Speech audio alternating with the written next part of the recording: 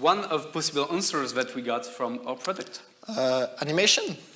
No, it takes time and brings no value, so no, we won't do it. That way. Oh, crap. So, yeah, we've just discovered a new broken flux, which is the reality checks flux, okay? Which is basically the product telling to us, like, stop screwing around, we got a job to do. Yeah, so that's a new problem, and you know, we are engineers, so we like solving problems. So let's have a look and understand what the real problems are in this sentence.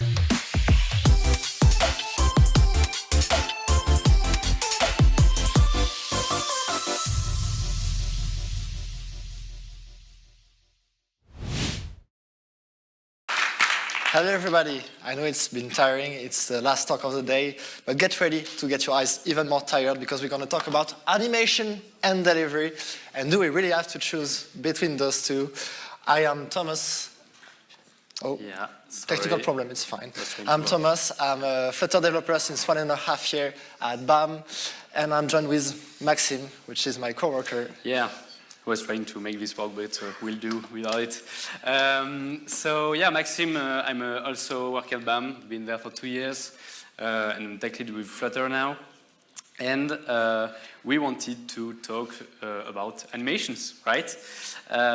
So why another animations talk? Because we've been seeing a lot of really great talks about this already. Our kind of inspiration is one from Emily Fortuna and Andrew Fitz, which is called Animation Flutter Done Right, and also one from Marcin Salek about implementing complex UIs in Flutter. And both of these talks are amazing. We obviously advise you to watch them. And when we watched them, we discovered, even if we didn't really know the subject, that we actually love animations, of course. And we love Flutter animation, not those crappy slice animations. But we'll go forward with that for now. And the big realization for us is that even if we love animations, we are actually not using them in our apps. So yeah, we obviously asked why? Why wouldn't we use them? And so to understand that, we have to go back to what is a classic feature delivery flow, okay? So basically, you have your product or your client who has needs, and they share those needs with sometimes a designer, which do mockups. Then the mockups are taken by the developers or tech leads or, technical team, right? And then we write technical conception and put them in production, okay? So for the purpose of this talk, we're going to assume that all of these roles are assumed by different people in certain setups. Like if you have a very small team, sometimes you can have like a tech designer or a product designer. But for the purpose of this talk, this will be different people, okay? And so this is the classic feature delivery flow. Let's now look at what it looks like when we are talking about animations. When speaking about animation, we discovered that we actually use multiple different flows to actually code them. The first one, or as I call it, is the fancy devs flux. Why is this? Because you're just coding your thing, coding your stuff, and then you realize, oh, I could put an animation in there. And you put your animation into your app, it goes into production, and nobody on your team knows it. But it's there. So this is the first flux we use at BAM sometimes, not really often, but we used them before.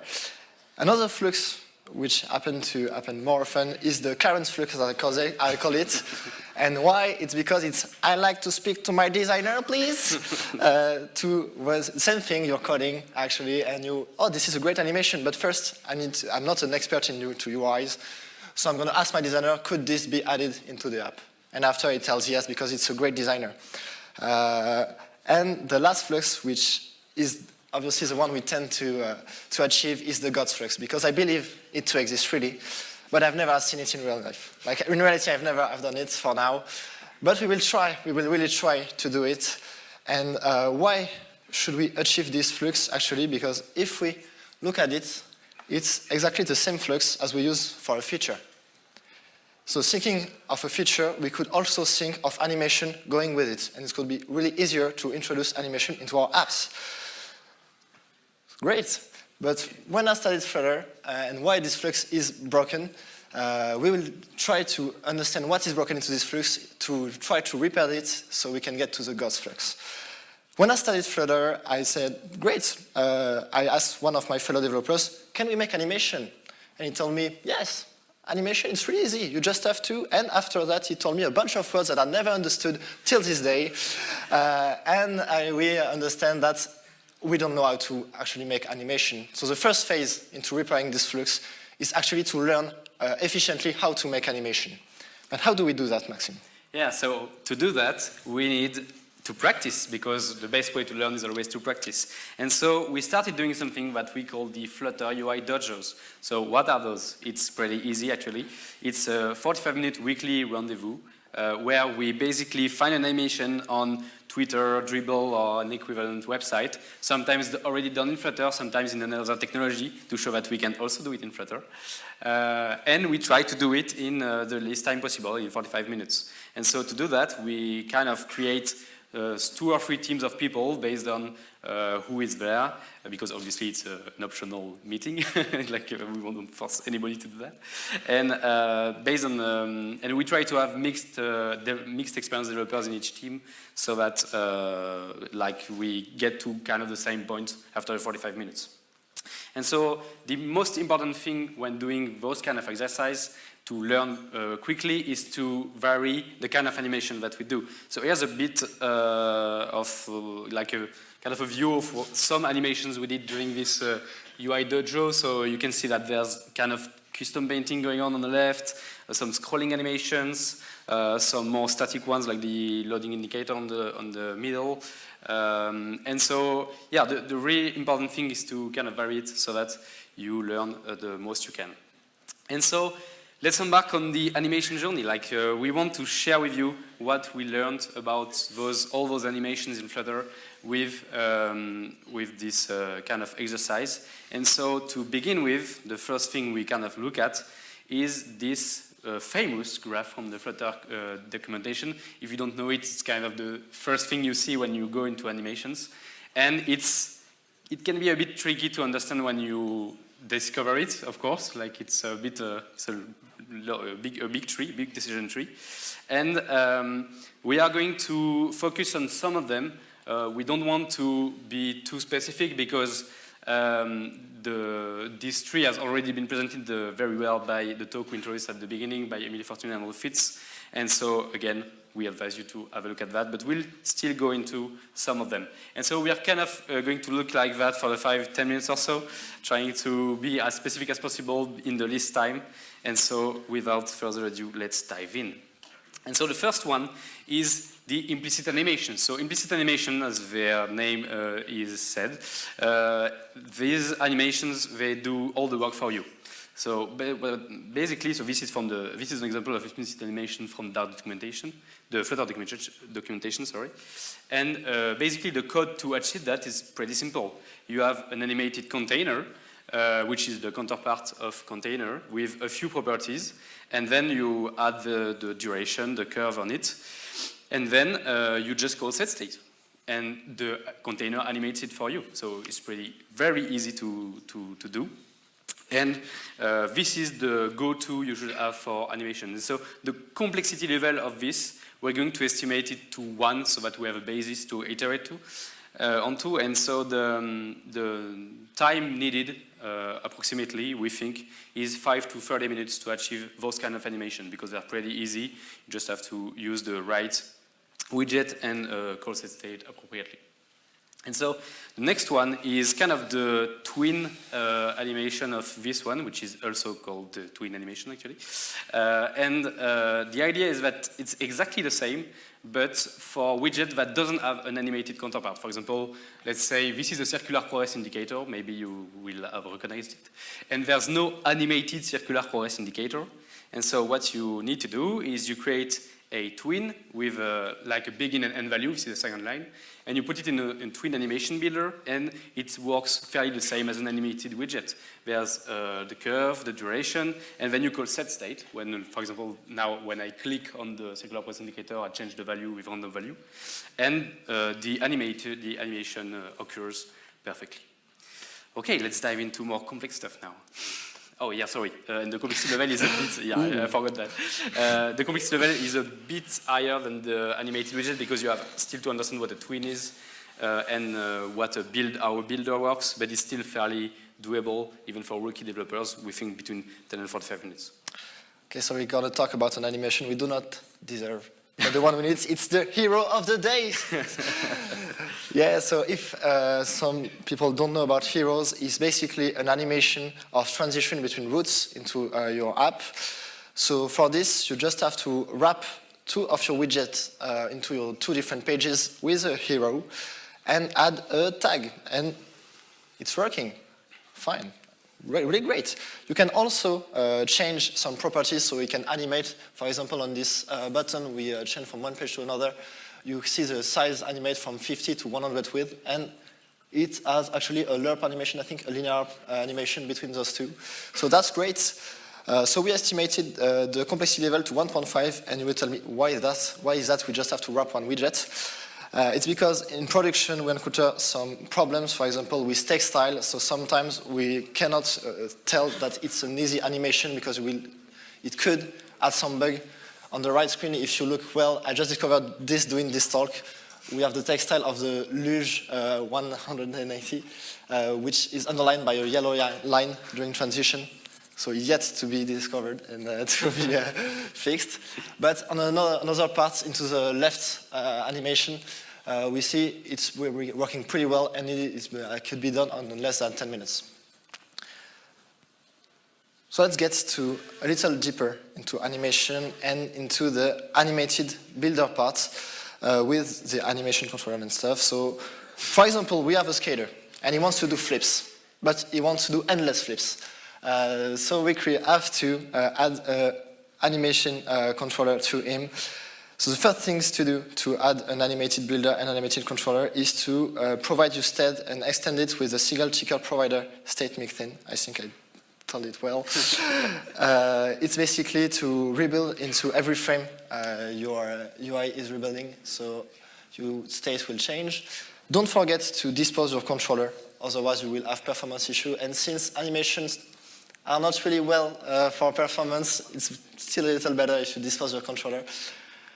And then you just have to wrap your widget with a builder and your controller provided with the animation. And basically animate with the value you want to. But this will do nothing because you didn't tell your controller to actually do stuff. So you just have to add some functions, for example, that call the controller and tell him, okay, repeat this animation or put it on reverse or whatever you want to do. So that's great, but you have a little bit more, I don't know how to say it. Complexity, a little bit more complexity, let's say that way, to it. So we do not recommend to use it if you have like junior developers who never put their hand into animations. But what can we add to this animated builder? We can also use an CustomPainter to add to it. So we can have beautiful animation, for example. This is a screen that our designer gave us, and we tried to reproduce the animation into it. And it basically took us 1 hour to do the whole screen from scratch, and Maxime will show you a little bit how the code looked like. So you see how we added some kind of a snippet of code on the slide. For this one, obviously the code wasn't fitting the slide, so we'll just go directly there and probably gonna spoil something. Okay. And yeah, so let me just maybe make sure that you can read this. And so yeah, so basically to create a custom painter, you heard the talk about given by Craig this morning, who talked about a bit about the paint method of the render object. So basically the custom painter is kind of a tricky widget that gives you access directly to the paint method of its render object. And so you can implement yourself the great Canvas API. And so the first thing you need to do is create this paint object with a few properties like the color of it, the stroke width. There, this is to create a beautiful gradient for pretty lines. And then when you have created your paint, so we have one for the body of the bar and one for the background of the bar, which is a bit transparent, semi-transparent. And then you call the great API, so draw a line. We have two draw lines, one for the background, one from the for the body, and you see that there is your beautiful animation dot value, which enables to do this animation. And obviously this comes from the properties of the CustomPainter right there, and that are used, that are passed from an animated builder that I won't show you because there's no particular reason there. But yeah, you see, what we wanted to show you with that code is that even if it's pretty simple, we are just drawing 2 lines, it's pretty hard to understand. There's a lot of math going on. There's a rect there with a size that we've divided by 2, probably working pretty fine, but without a huge documentation on that, it's pretty hard to maintain and to understand. Even a week after that, it's very difficult.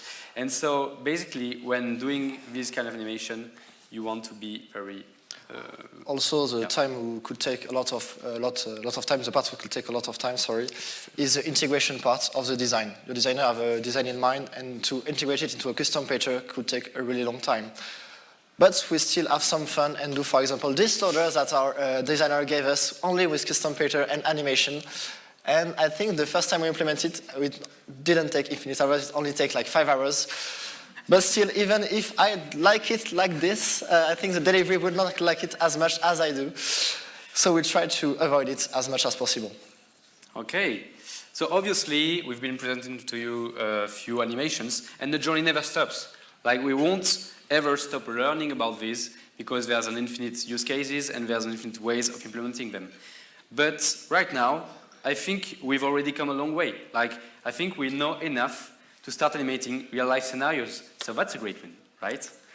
All right. So now what we just need to do, right, is go to our product and ask them what animations they want. Because obviously we want the product to dictate kind of what animations they want. And so here's one of possible answers that we got from our product. Animation? No, it takes time and brings no value, so no, we won't do it. That way. Oh, crap. Okay. Ouch. So, yeah, we've just discovered a new broken flux, which is the reality checks flux, okay? Which is basically the product telling to us, like, stop screwing around, we got a job to do. Yeah, so, all right. That's a new problem, and, you know, we are engineers, so we like solving problems. So let's have a look at this one. Let's have a look and understand what the real problems are in this sentence. So actually, you can easily see that there's 2 problems. The first thing is that it takes time, and the second thing is that it brings no value. And we didn't really introduce the company we are working in, which is BAM.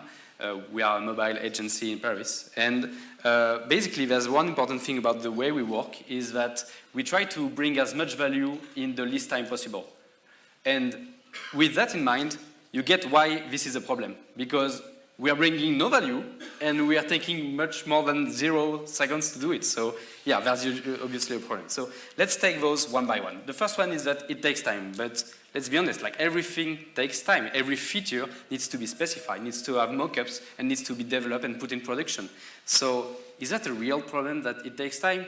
Not really. Actually, the real problem behind this is that we don't really know how much time, and so the product is very afraid about adding some unknown feature to the app, which we don't really know how to estimate.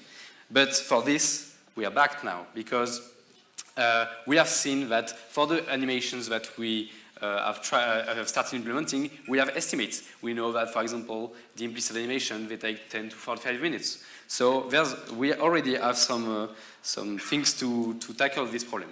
So now let's look at the trickier problem, which is that animation brings no value. Is that true? Like, probably I don't know. It could be true, right?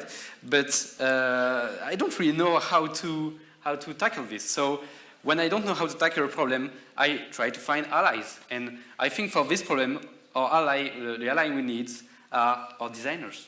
So let's ask our designers what they think about that. So I'm not a designer, but I asked one for this purpose. And to keep in mind, to know what value is, we need to understand how we choose our feature and how do we put it into our apps. So we use a framework which is called the minimum viable product. And in reality, it's based on 3 different points. to choose if a feature is worth it making into an app or not. The first point is the viability of the feature. What value it will bring, what business value will it bring to our app? The second one is the desirability. Does the user really want this feature in this context?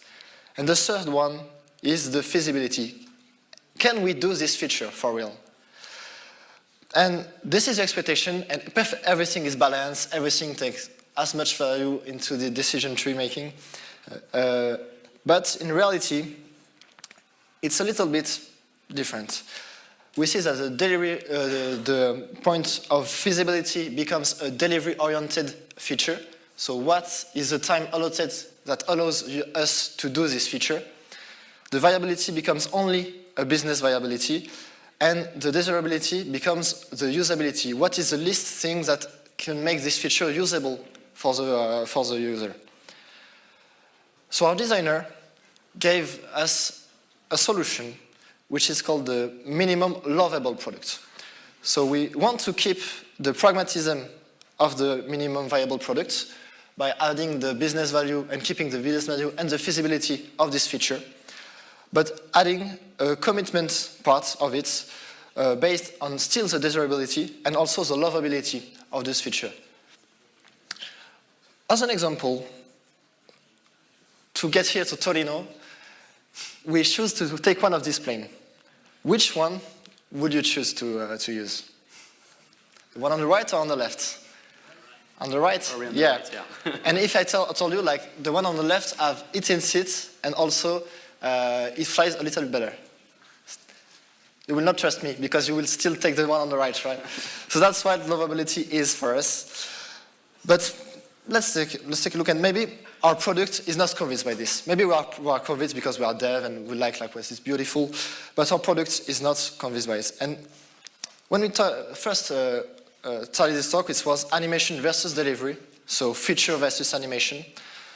But maybe we can think of it as animation as a feature. Wow, I know this is crazy, guys. This is crazy, but animation could be a feature, and our designer provided some for us.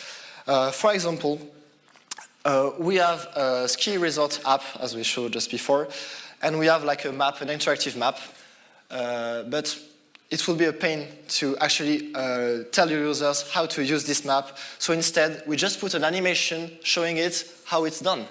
And this took like less than half a day, actually. To implement it, only 2 hours maximum. So it was really useful. Also, for example, you have another example with scanning a card for an NFC scan.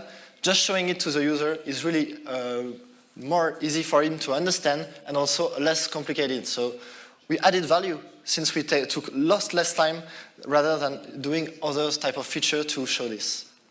And it's right better than text, actually. Yeah. And so with that, our flux is repaired. Now the product is on board to do animations. We know how to do animations, so everything is perfect. Let's go with it. But now is honesty time.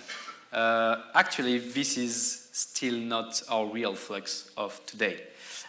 Today, our real flux looks more like this, actually. It's kind of the derivations of the fancy devs flux, which actually is the fancy designers flux, where our designers, they take product needs and they're like, oh, hey, let's put an animation there. And then we say, okay, let's put an animation there. We are completely, we're okay with this. And so we do has a say. But it's still a broken flux because the animation doesn't really come from product needs. It's like kind of a designer thing still. But it's still better than the other broken flux that we showed before. Why is that? Because first thing is that the product is now less reluctant about these animations. They understand the value because they know lovability. And so they won't stop us from doing them. Second point is that designers can improve the UX of animations, which is a win. And we, developers, can suggest animation to designers and have fun coding them. So everyone is happy with that, right? But actually, there's still a few things that we would like in the future to tackle, which is the first thing being that the product, okay, they're less reluctant about animation, but they don't really ask for them, okay? It's like, I don't really think they get fully the value of it, and so they are not really in the mindset that it's really an important feature. And designers, sure, they provide good animations for the UX, but today they are mostly using Rive. Let's maybe dive a little bit about what Rive is and why I love them so much. Yeah. What Rive is actually a framework for designer. It's basically Lottie in better, because you can have like a controller for different states. For example, on this home page, we can control the weather. We can also control the flavor of our app, or we can control also if it's night or it's day, is the resort open or not. And this is basically everything on the left the designer actually made and is only in his hand. What is so good about Rive is everything you see there is actually the same into the app. So you really know exactly what will be in the app. And that's great. That's great. But where is the fun for us? Where is the fun? We like animating, but this is like something like we'll do every day. But where is the fun? So we wanted to continue our journey and learn more things we can do into this new Flux other than Rive. And so for this, we implemented a new way of learning animation. It's basically that designer create or improve an animation that is already existing, then gave us to the different dojos we are making. We will try to do something. And after, go and share it to our designers and doing a cycle till the animation is mature enough, and now we can add it to a database for production. Great. In reality, we only have done this once with this example, which was a library we actually use, which is called Flutter Animate. So in order to use this library, we tricked our fellow developers into one dojo where we asked them to do this screen, actually, in less than 15 minutes, using only like Flutter-based widget. And told us, oh, let's go, let's give it a try. And even our most senior developer couldn't do it. And after there's a twist, we told him, okay, try to use Flutter Animate library. And in less than 5 minutes, most of them have done this screen. So we told us like it's a really cool thing to do. So let's share it with our designer. And the designer, looking at the screen, said, the shimmer looks good. The shimmer looks really good. So maybe we can add it to these apps to give a more realistic feeling of this medal. So you can have the shiny thing of the gold or the different medals. And boom, that's it. We integrated an animation with another way than Rive, and we have more fun making. But it's still the beginning, obviously. So, yeah, we learned a lot of things on the way.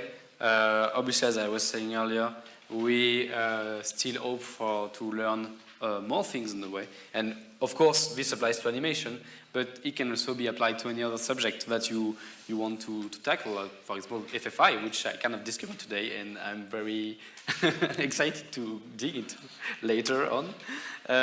And so we've been gone from a broken Flux, multiple broken Flux actually, which we showed you, to one we can build on, something where we have project on board, we have the kind of technical knowledge to do it, and now we need to collaborate more closely with our designer to keep some of the fun for us and not let them do only Rives. And so with this learning comes the end of the talk, so thank you very much for listening to us. And,